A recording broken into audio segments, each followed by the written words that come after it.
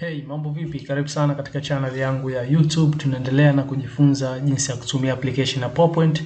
Na bado tupo katika kipengele cha SmartArt graphics na kuona namna gani ambavyo tunaweza kuicustomize, kuistyle na kuipa muonekano tofauti hii SmartArt ambayo tutakuwa tumeinsert katika slide zetu. So moja kwa moja leo katika SmartArt graphic tutakwenda kufahamishana namna gani ambavyo tutaweza kubadilisha layout hii na kuweka layout nyingine katika hiyo SmartArt graphic yako ambayo umeinsert, na pia tutaenda kuona namna gani ya kubadilisha text na kuzipa rangi tofauti tofauti na kuweza kubadilisha size ya maandishi yetu.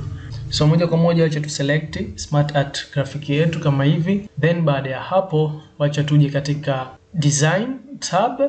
Wa baada ya kuclick design tab utakuja hapa katika sehemu iliyoandikwa layout, ndipo ambapo utakuwa na uwezo wa kubadilisha layout mbalimbali kulingana na wewe mwenyewe unahitaji hiyo content yako ionekane vipi. So hapa kuna layout tofauti tofauti. Wacha kwanza tubadilishe SmartArt style, tuweke ya kawaida default. Then kama unavyoona ninavyohover katika layout hizi, tunaona tunapata layout mbalimbali na zile content ambazo tumeziweka, zile text kama unavyoziona zinavyokuwa.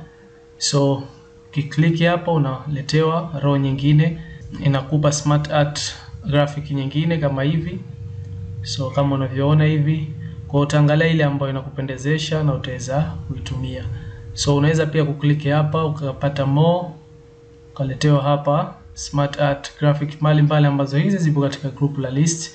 Lakini ukiklik hapa katika more layouts utaletewa ile box la mwanzo ambalo tulitumia kuweza kuweka aina hii ya kwanza ya basic block list mwanzo tulipokuwa tunajifunza jinsi ya kuinsert SmartArt graphic katika application hii ya PowerPoint.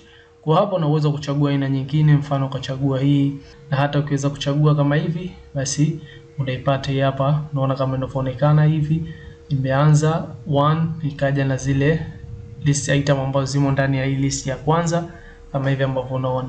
So hivyo ndivyo ambavyo unaweza kuchange layout ya hiyo SmartArt graphic yako ambayo utakuwa umeiweka katika slide yako. So na ukiachilia hivyo, mfano unahitaji kubadilisha text, hizi rangi za maandishi yako katika hizi SmartArt graphic zako, basi moja kwa moja select kama hivi ambavyo unaona ipo selected, then njoo katika home, then hapa una uwezo wa kuchange color kama kawaida tunavyobadilisha color za text zetu.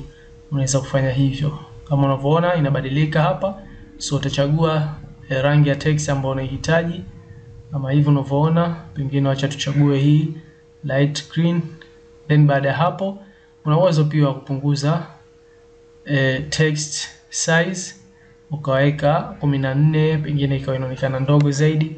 Rangi pengine haionekani vizuri, unahitaji nyekundu, kiweka nyekundu.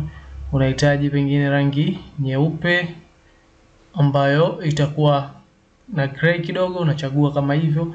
Then unahitaji iwe bold, unachagua bold.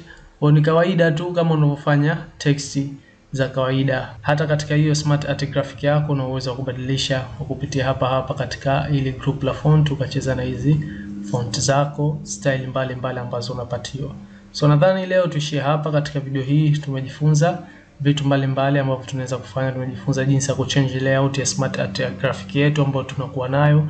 Vile vile tumejifunza namna gani ya kuweza kubadilisha color ya maandishi yetu katika hizi SmartArt graphic zetu. So tukutane katika video ambayo itafuata. Endelea kufuatilia YouTube channel yangu, subscribe kama bado hujasubscribe, na tukutane katika video ambayo itafuata. Asante sana.